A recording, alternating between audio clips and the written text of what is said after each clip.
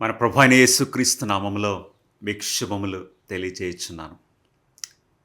Mark సువార్తను మనము చాలా డీప్‌గా చదువుచూ ఉన్నాము.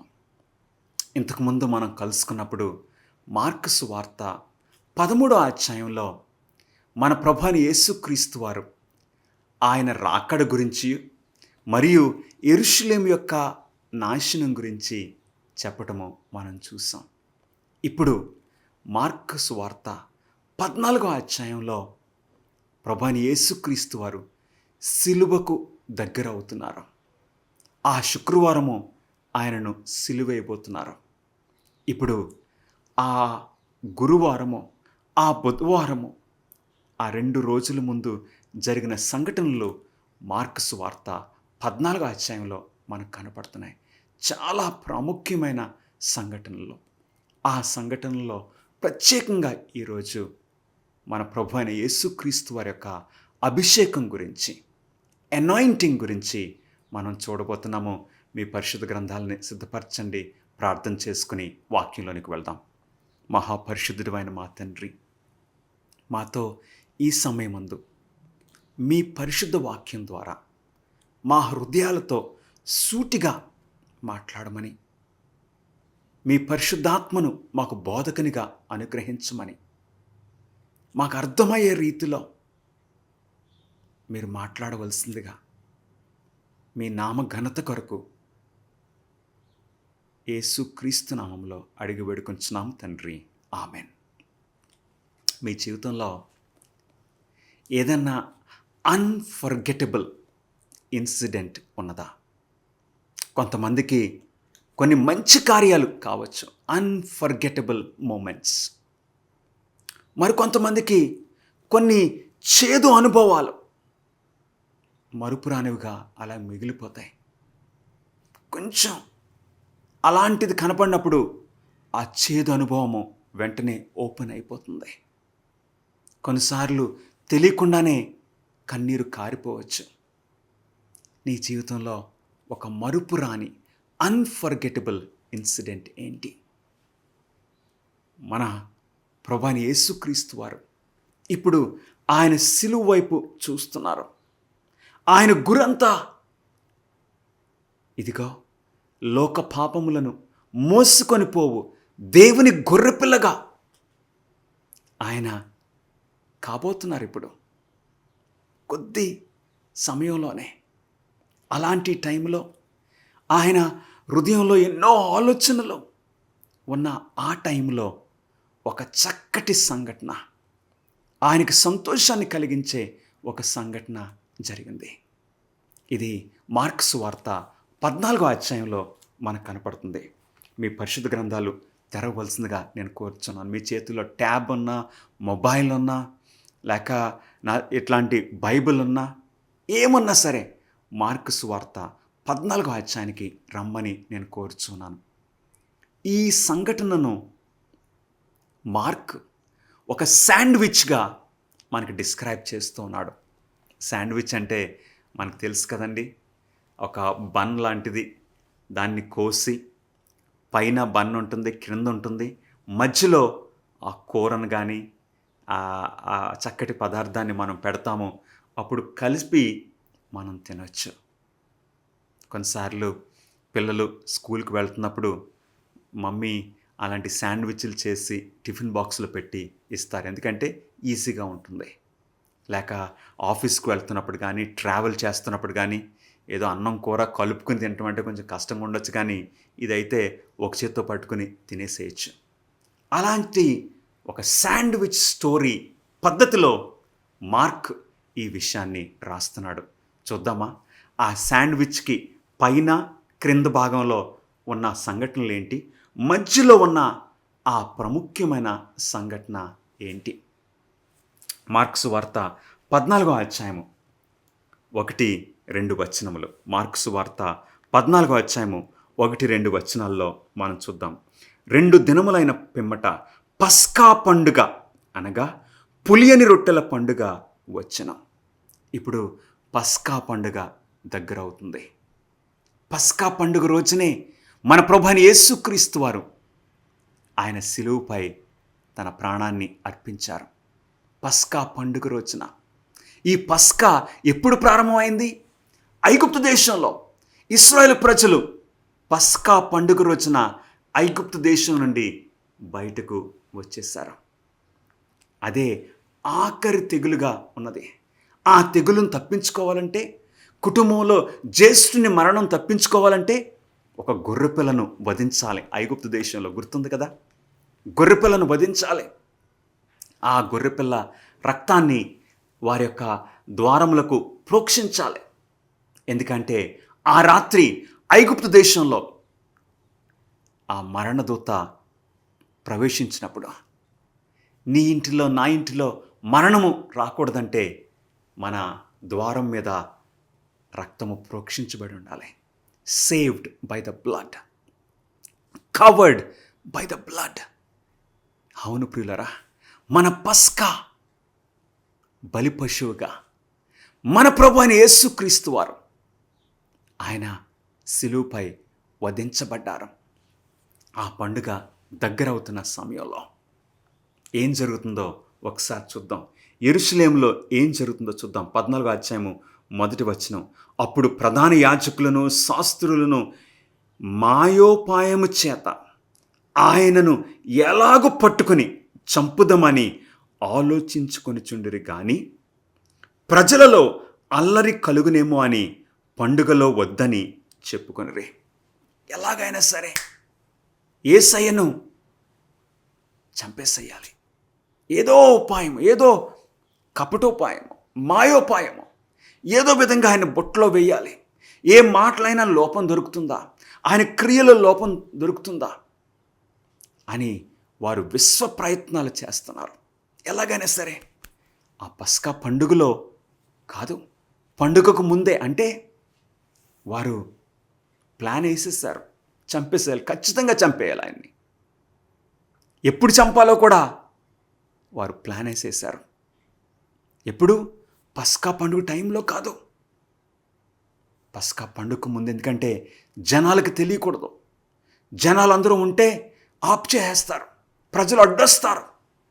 ఎవరికి తెలియకుండా ముందే ఆయన్ను చంపేయాలి అని ప్లాన్ వేస్తున్నారు. ఇప్పుడు వారికి అవసరమైంది మరొకటి మాత్రమే.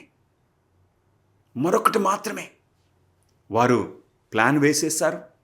వారికి ఇప్పుడు సమయం కూడా సెట్ చేసేసుకున్నారు. వారికి కావాల్సింది ఇప్పుడు ద మీన్స్, పద్ధతి ఏంటి, ఎలా దొరుకుతాడు మన చేతికి, ఎలాగ ఆయన్ని బంధించాలి, అదొకటి దొరికితే ఇక వారు ఆయన్ని సిలువేసేస్తారు.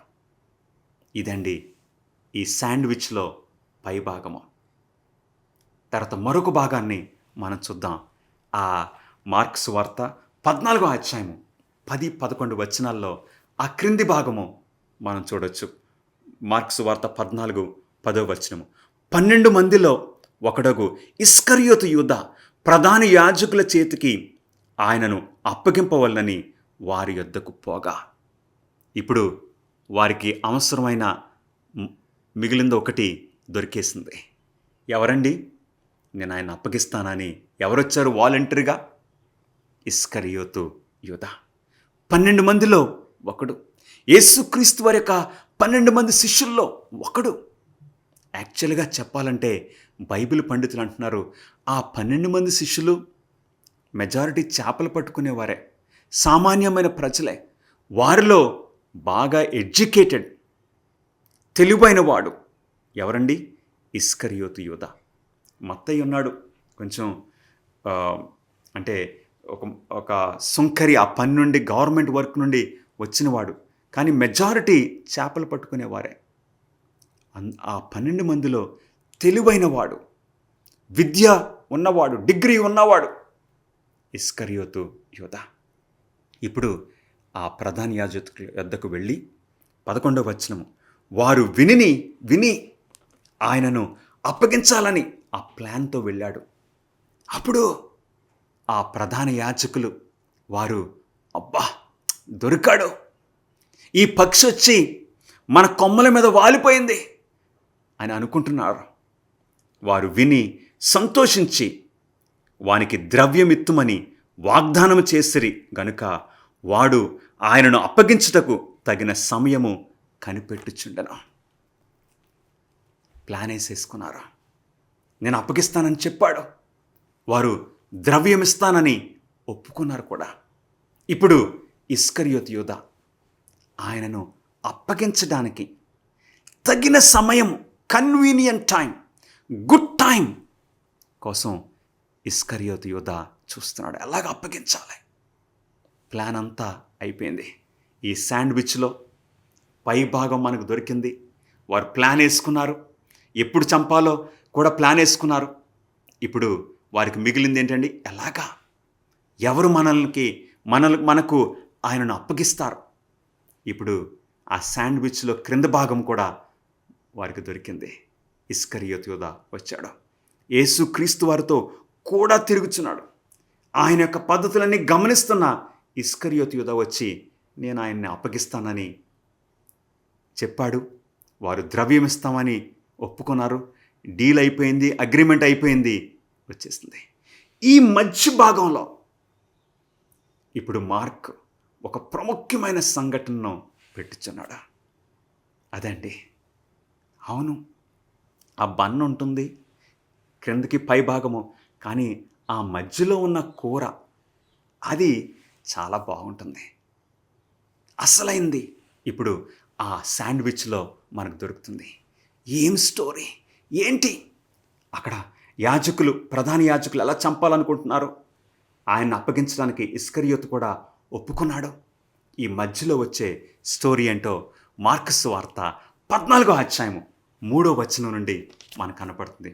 మార్కు సువార్త 14వ అధ్యాయము 3 నుండి 9 వరకు అస్సలైన స్టోరీ మనకు దొరుకుతుంది. ఏంటండి? 3వ వచనము, ఆయన బేతనీయలో కుష్ఠరోగి అయిన సీమోను ఇంట భోజనమునకు కూర్చుండి ఉండినప్పుడు ఒక స్త్రీ మిక్కిలి విలువగల అచ్చ జటమాంసి అత్తరుబుడ్డు తీసుకొని వచ్చి ఆ అత్తరుబుడ్డి పగలగొట్టి ఆ అత్తరు ఆయన తల మీద పోసెను. ఇప్పుడు ఒక స్త్రీ స్టోరీ ఇన్సర్ట్ చేస్తున్నాడు మార్క్. ఒక స్త్రీ ఇప్పుడు వచ్చింది. ఒక కాస్ట్లీ ఆయింట్మెంట్ తీసుకుని వచ్చింది. ఆ కాస్ట్లీ స్పైక్నాడ్, ఆ అత్తరు చాలా విలువైంది. అందరికీ తెలుసు. అచ్చ జటమాంసి అంటే ఏంటో తెలుసండి. ఇది ప్రత్యేకంగా ఈ అత్తరు, ఈ సువాసన కలిగినది, ఇది ఒక వేరులో నుండి తయారు చేయబడుతుంది. ఆ వేరు ఎక్కడ దొరుకుతుంది? ఆ రూట్ ఎక్కడ దొరుకుతుంది? ఇది ఓన్లీ హిమాలయ పర్వతాల్లో మాత్రమే. అంటే చాలా ఎక్స్పెన్సివ్, మోస్ట్ ఎక్స్పెన్సివ్. అవును. ఏం జరుగుతుంది? ఆ రోజున సీమోను ఇంటిలో ఒక విందు జరుగుతుంది. సీమోను మన ప్రభువైన యేసుక్రీస్తు వారిని పిలిచాడు, భోజనానికి పిలిచాడు. యేసుక్రీస్తు వారితో పాటు ఆయన శిష్యులను కూడా విందుకు పిలిచాడు. సీమోను ఇంటిలో జరుగుతుంది. సీమోను ఎందుకు మన ప్రభువుకి విందు చేస్తున్నాడు? ఎందుకంటే మన ప్రభువైన యేసుక్రీస్తు వారు సీమోనును ఆ కుష్టి వ్యాధి నుండి స్వస్థపరిచారు. ఆయన ఒక ధనవంతుడు, పేరు ప్రఖ్యాతలు కలిగిన వాడు. కానీ కుష్టి వ్యాధి వచ్చింది. ఆ కుష్టి వ్యాధి నుండి మన ప్రభువు స్వస్థపరిచారు. ఇప్పుడు కృతజ్ఞతతో ఈ కూడికను ఏర్పాటు చేశాడు. అక్కడ చక్కగా ఆ విందు జరుగుతుంటే ఇప్పుడు ఒక స్త్రీ ఆ విందులోకి ప్రవేశించింది. ఎందుకు వచ్చిందామా? ఆమెను ఎవరు ఆహ్వానించారు? యాక్చువల్గా మనం గమనిస్తే మార్క్ అయితే ఆమె పేరు రాయడం లేదు. ఆమె పేరు రాయడం లేదు. ఒక స్త్రీ అంటున్నాడు, అన్నేమ్డ్. కానీ మత్తయి సువార్త, లూకా సువార్త, యోహాను సువార్త, ఈ 4 సువార్తలు మనం కంపేర్ చేసుకుంటే ఆమె పేరు మనకు తెలిసిపోతుంది. ఆమె పేరు మరియా, మగ్దలేని మరియా. ఆమె ఎందుకు వచ్చింది? ఇంకా మనం గమనించినట్లయితే బైబిల్ పండితులు చెప్తున్నారు, షీ వాజ్ నాట్ ఇన్వైటెడ్. ఎందుకో తెలుసా? ఆ సంఘటనను మనము వేరే గాస్పుల్స్లో చదివితే ఆ సీమోను ఆమెను పిలవలేదు. ఆమె ఆ అత్తరు మన ప్రభువైన యేసుక్రీస్తు వారి యొక్క పాదముల మీద పోసి ఆయనను అభిషేకిస్తున్న సమయంలో ఈ సీమోను అనుకుంటున్నాడు, ఆయన పాదాలు ముట్టుకుంటున్న ఆ స్త్రీ ఎవరో తెలిస్తే ఆయన ముట్టుకోనివ్వరు. ఆమె ఒక వేశ్య, వ్యభిచారంలో ఉన్న స్త్రీ. వెంటనే ప్రభువైన యేసుక్రీస్తు వారు ఏమంటారు? సీమోను, నీ ఆలోచనలు నేను ఎరుగుతున్నాను. అంటే అలాంటి స్త్రీని సీమోను రానియడు. అసలు ఆ స్త్రీ పాపములోనికి దిగటానికి కారణం ఎవరో తెలుసా? ఆ సీమోనే. ఎందుకంటే ఆమె సీమోనుకు బంధువురాలు.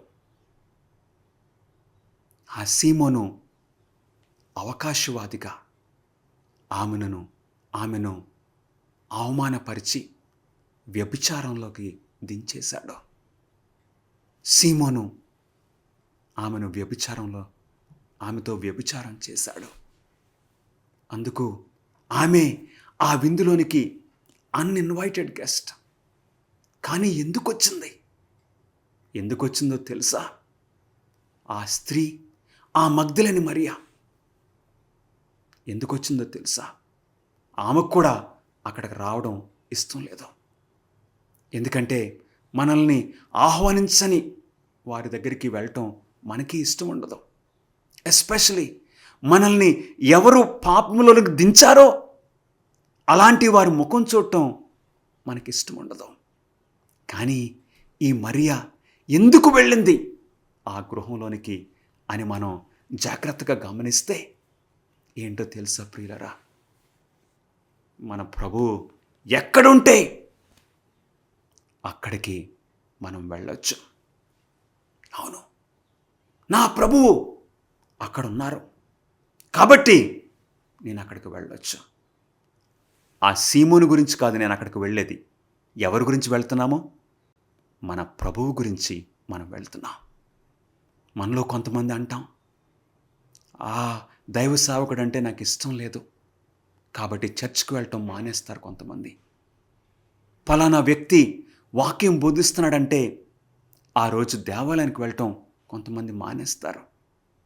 ఎందుకు ప్రియులరా? మనం దేవాలయానికి వెళ్ళేది ఎవరి గురించి? ఆ వ్యక్తుల గురించి కాదు, మన ప్రభువైన అయిన యేసుక్రీస్తు వారి గురించి. హల్లెలూయా! మనం కానుకలు ఇచ్చేది ఆ దైవ సేవకుల గురించి కాదు, వారికి కాదు మనం ఇచ్చేది, మన ప్రభువైన అయిన యేసుక్రీస్తు వారికి. అవును, ఈ స్త్రీ యేసయ్య గురించి ఆ ఇంట్లో అడుగుపెట్టింది. ఎందుకో ఆమెకు కూడా తెలీదు ఎందుకు అలా చేస్తుందో. కానీ ఏంటో తెలుసా ప్రియులరా? బైబిల్ పండితులు అగ్రి అయ్యే ఒక ప్రాముఖ్యమైన విషయం ఏంటో తెలుసా? ఆమె ఎందుకు ఇలా చేసిందో మార్కు రాయడం లేదు. కానీ బైబిల్ పండితులు ఏం అగ్రి అవుతున్నారంటే, she was led by the Holy Spirit. పరిశుద్ధాత్మ దేవుడు ఆమెను నడిపిస్తున్నారు. ఆమె 300 దేనారములు పెట్టి ఆ పర్ఫ్యూమ్, ఆ అలబాస్టర్ అది కొన్నది. చాలా ఎక్స్పెన్సివ్. 300 దేనారములు అంటే ఒక వ్యక్తి సంవత్సరం అంతా పనిచేస్తే వచ్చే జీతము. అవును ప్రియులరా, ఈ శాండ్విచ్ స్టోరీ. ఇక్కడేమో ఈ స్త్రీ 300 దేనారములు పెట్టి మన ప్రభువైన యేసుక్రీస్తు వారి యొక్క పాదాల మీద ఆ ఆ అత్తరు పోస్తుంది. ఆ స్టోరీ పైన క్రింద ఏం కనపడ్డాయండి? ఎలాగా యేసయ్యను చంపాలి. ఇస్కరియోతు యూదా కొంత ద్రవ్యానికి అంగీకరించి ఆయనను అమ్మటానికి ప్రయత్నం చేస్తున్నాడు. మంచి సమయం చూస్తున్నాడు. కానీ ఈ స్త్రీ అయితే వచ్చి 300 దేనారములు ఇస్కరియోతు యూదా ఎంత ద్రవ్యానికి మన ప్రభువుని అమ్మేశాడండి? 30 వెండి నాణెములు. అంతే, 30 వెండి నాణాలు కోసం మన ప్రభు అని యేసుక్రీస్తు వారిని అమ్మటానికి ఇస్కరియోతు యూదా సిద్ధమైపోయాడు. కానీ ఈ స్త్రీ అయితే ఆ అత్తరు 300 దేనారములు. మార్కు సువార్త 14వ అధ్యాయము 5వ వచనంలో ఈ అత్తరు 300 దేనారముల కంటే ఎక్కువ వెల కమ్మి బేదలకు ఇవ్వచ్చునని చెప్పి ఆమెను గూర్చి సణుక్కొన్రి. వారు క్రిటిసైజ్ చేస్తున్నారు, ఆమెను తిడుతున్నారు, సణుక్కుంటున్నారు. అవును ప్రియులరా, she was willing to give.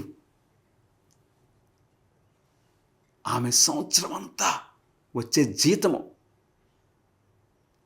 ప్రభువైన యేసుక్రీస్తు వారి కొరకు ఖర్చు పెట్టడానికి ఇష్టపడుతుంది. సంవత్సరం అంతా వచ్చే జీతం అంటే ఇంకా ఆమె ఏమీ ఉంచుకోవట్లేదు.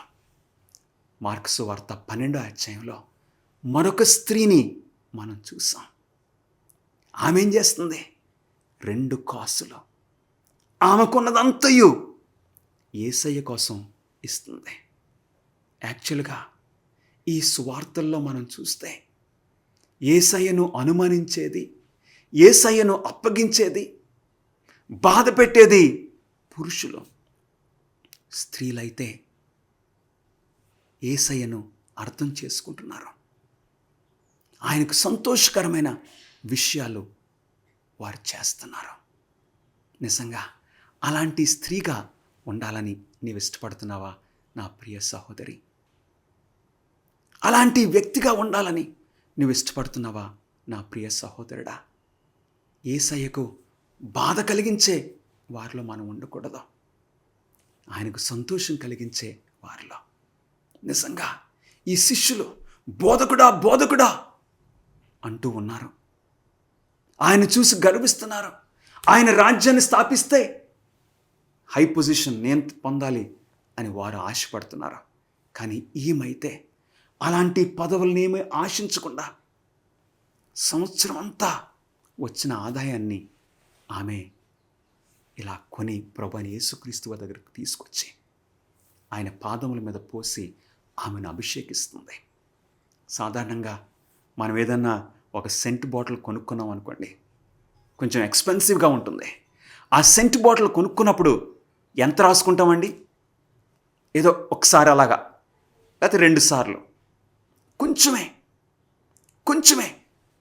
కానీ ఈమె ఏం చేస్తుందండి? ఈమె ఏం చేస్తుంది?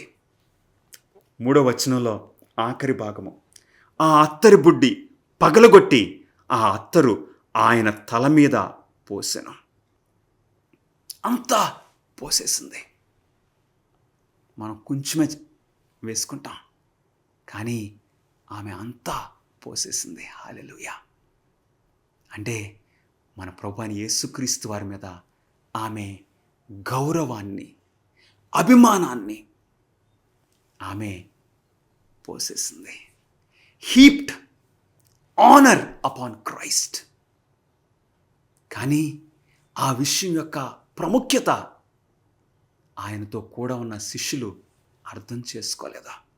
ఎందుకు ఈ వేస్ట్ అంటున్నారు. కానీ మన ప్రభు ఆ రోజు సైలెంట్గా ఉండలేదు. ఆయన ఏమన్నారో ఒకసారి చూద్దాం ప్రియులరా. 6వ వచనం ఆఖరి భాగము, ఈమె నా ఎడల మంచి కార్యము చేసెను. She has done good. మంచి కార్యము చేసెను. హల్లెలూయా. 7వ వచనము, బీదలు ఎల్లప్పుడూ మీతోనే ఉన్నారు, మీకు ఇష్టమైనప్పుడల్లా వారికి మేలు చేయవచ్చును, నేను ఎల్లప్పుడూ మీతో ఉండను. బీదలకు ఏదైనా మంచి చేయాలంటే వారు మీ కూడానే ఉంటారు. నేను ఎల్లప్పుడూ ఉండను. ఆ విషయాన్ని ఈమె గ్రహించింది. మనం అందరం కూడా ఒక వ్యక్తి చనిపోయిన తర్వాత ఎన్నో మంచి మాటలు చెప్తాం, పెద్ద పెద్ద దండలు వేస్తాం. చనిపోయిన తర్వాత చచ్చిన వారు ఏమీ ఎరుగరు. కానీ బ్రతుకున్నప్పుడు మనం చెయ్యాలి. మిగిలిన మనం గమనిస్తే నికోదేము కానీ, అరిమతీయుడైన యోసేపు కానీ, ఇతరులు కానీ ప్రభువైన యేసుక్రీస్తు వారి యొక్క ఆయన చనిపోయిన తర్వాత ఆయన శరీరానికి కోసం వాళ్ళు చేశారు, లైఫ్లెస్ బాడీ కోసం. కానీ బ్రతికున్నప్పుడు ఈ స్త్రీ మన ప్రభువైన యేసుక్రీస్తు వారు చేసింది, ఈమె చేసింది మంచి కార్యము. ఈ ప్యాసేజ్లో మంచి, గుడ్ అనే మాట మనకు 4 సార్లు కనపడుతుంది. ఈమె మంచి కార్యం చేసింది. బీదలకి ఏమన్నా మంచి చేయాలనుకుంటే వారు మీ కూడానే ఉంటున్నారు. 9వ వచనంలో మరొకసారి ఆ మంచి మాట కనపడుతుంది. సర్వలోకములో ఎక్కడ ఈ సువార్త ప్రకటింపబడునో అక్కడ ఈమె చేసినదియు జ్ఞాపకార్థంగా ప్రశంసింపబడునని మీతో నిశ్చయంగా చెప్పుచున్నాను. సువార్త అంటే గుడ్ న్యూస్. ఆ గుడ్ న్యూస్లో ఈమె చేసిన మంచి కార్యము ఇమిడి ఉంటుంది. అందుకే ప్రియులరా, ఈ 4 సువార్థికులు ఈ సంఘటనను మనకు రాస్తూ ఉన్నారు. ఈ సంఘటన ప్రభువైన యేసుక్రీస్తు వారిని అభిషేకించటం, ఈ స్త్రీ వచ్చి అభిషేకించటం మత్తయిలో, మార్కులో, లూకాలో, యోహానులో కనపడుతుంది. లాస్ట్ 11వ వచనంలో వారు విని సంతోషించి వానికి ద్రవ్యమిత్తుమని వాగ్దానం చేసిరి. గనుక వాడు ఆయనను అప్పగించుటకు తగిన సమయము కనిపెట్టుచుండను. అంటే he was looking for a good time. మంచి సమయం కోసం ఎదురు చూస్తున్నాడు. 4 విషయాలు మనం గమనిద్దాం. ఒకసారి ఇస్కరియోతు యూదాను, ఈ స్త్రీని మనము కంపేర్ చేసి చూసుకుందాం. ఇస్కరియోతు యూదా పేరు ఇచ్చాడు మార్క్, కానీ ఆ స్త్రీ అన్నేమ్డ్, ఆమె పేరు ఇవ్వబడలేదు. ఇస్కరియోతు యూదా ఒక పురుషుడు, ఈమె ఒక స్త్రీ. ఇస్కరియోతు యూదా ఆయన శిష్యుడు, యేసుక్రీస్తు వారితో 3.5 సంవత్సరాలు తిరుగుతున్నాడు, ఆయన బోధలు వింటున్నాడు. ఈమె ఒక వేశ్యగా ఉన్నది, ఒక పాపిగా ఉన్నది. ఇస్కరియోతు యూదా అమ్మటానికి ప్రయత్నిస్తున్నాడు, ఈమె ఆయనను అభిషేకించడానికి వచ్చింది. హల్లెలూయా. నీ జీవితంలో, నా జీవితంలో మనకు పేరు వచ్చినా రాకపోయినా పర్వాలేదు. మన ప్రభువైన యేసుక్రీస్తు వారికి ఈరోజు నీవేదన్నా చేయడానికి ఇష్టపడుతున్నావా? యేసయ్యకు, అవును, honour heaped upon Jesus Christ. ఆయన కోసం ఆమె సంవత్సరం అంతా ఆమె ఆదాయాన్ని ఆయన కోసం పెట్టింది. ప్రభువైన యేసుక్రీస్తు వారు ఆమెను ప్రశంసించారు, ఆమె ఎడల సంతోషించారు. అలాంటి కార్యము నీ జీవితంలో, నా జీవితంలో మనం కూడా మన యేసయ్యకు చేయనట్లు దేవుని కృప మనకు తోడేయుండును గాక. ప్రార్థన చేసుకుందాం. ప్రభువా, మాతో మాట్లాడినందుకు వందనములు ప్రభువా. నాయన, మేము కూడా మీ రక్తంతో మమ్మల్ని కొన్నందుకు మా జీవితంలో మేము కూడా ప్రభువా మీ కొరకు ఒక చిన్న బహుమానము, చిన్న మంచి కార్యము చేయనట్లు కృప దయచేయమని యేసుక్రీస్తు నామములో అడిగి వేడుకొంచున్నాము తండ్రి. Amen. God bless you friends.